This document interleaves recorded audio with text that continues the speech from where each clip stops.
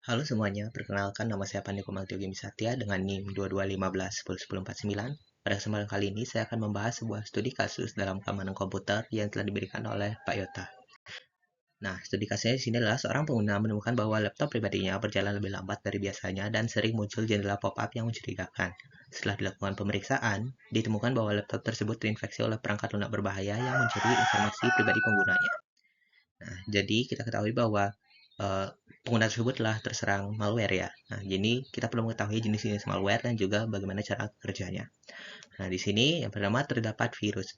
Virus ini sendiri merupakan sebuah malware atau perangkat lunak berbahaya yang disisipkan pada file atau sistem dan tersembunyi sehingga tidak diketahui oleh pengguna. Nah, nantinya cara kerjanya dia akan file tersebut atau sistem tersebut akan dijalankan oleh pengguna sehingga pengguna tidak mengetahui bahwa ia sedang menjalankan virus tersebut. Nantinya virus ini dapat merusak sistem, menghapus file dan berbagai hal lainnya yang merugikan.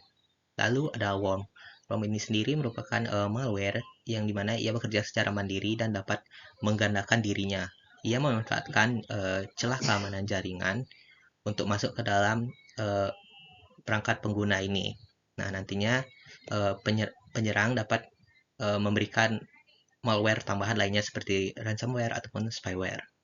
Lalu ada Trojan Horse, seperti namanya, kuda Trojan. Jadi, malware ini menyamar sebagai sebuah perangkat yang tujuannya berguna untuk pengguna. Jadi, pengguna tersebut menggunakan perangkat yang uh, menurut dia tujuannya ini berguna untuk dia, namun sebenarnya dalamnya ini terdapat malware yang tersembunyi. Lalu ada rootkit. Rootkit ini sendiri merupakan malware yang dimana memodifikasi sistem operasi dari perangkat komputer milik pengguna, yang dimana nantinya memungkinkan untuk menutupi aktivitas dari si penyerang, baik itu seperti melakukan pencurian data ataupun uh, memberikan malware lainnya. Lalu ada juga ransomware yang dimana malware ini mengenkripsi data pengguna sehingga tidak dapat diakses dan kemudian meminta tebusan. Hal ini seperti Pusat Data Nasional Indonesia yang uh, terjadi beberapa waktu lalu. Lalu ada spyware yang dimana untuk memata-matai, kemudian hardware untuk menyisipkan iklan dan botnet yang dimana uh, untuk menginfeksi jaringan komputer dan nantinya dapat mengendalikan komputer tersebut dari jarak jauh. Lalu oleh karena itu kita perlu mengamankan komputer kita dan mengantisipasi dari serangan malware. Nah, kita dapat menggunakan antivirus yang terpercaya. Lalu kita dapat mengaktifkan personal firewall, kemudian memperbarui sistem operasi dan perangkat lunak secara berkala. Kemudian kita juga dapat menghindari klik link atau file yang tidak dikenal secara sembarangan. Nah, terakhir kita juga dapat mendownload perangkat lunak dari sumber yang resmi. Nah, menurut saya sendiri, antivirus dan firewall ini sangat penting dalam uh, untuk mengatasi malware ini karena ia tidak hanya mencegah tetapi juga melindungi dan uh, membasmi malware yang mungkin saja sudah ada di perangkat komputer kalian. Nah, jadi di sini antivirus sendiri ini mendeteksi malware dengan melakukan pemindahan file dan sistem.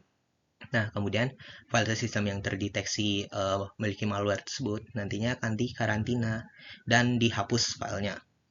Kemudian selain itu antivirus ini memberikan perlindungan secara real time dengan melakukan scanning kepada file sistem dan aktivitas Anda di background.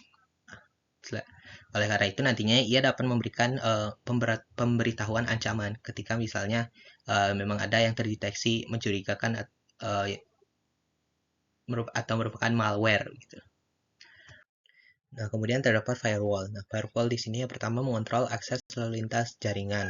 Jadi dia dapat memberikan akses izin ataupun pemblokiran untuk lalu lintas jaringan yang ada di dalam perangkat pengguna tersebut.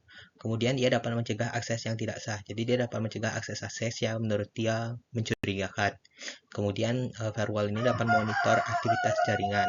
Jadi dia dapat memantau jaringan-jaringan yang ada dalam komputer dan jika ada yang mencurigakan dia dapat memblokir dan membatasinya. Kemudian yang terakhir ia dapat melindungi data dan mencegah kebocoran yang terjadi dalam perangkat pengguna. Nah, sekian pembahasan saya mengenai studi kasus tersebut. Terima kasih karena telah menonton.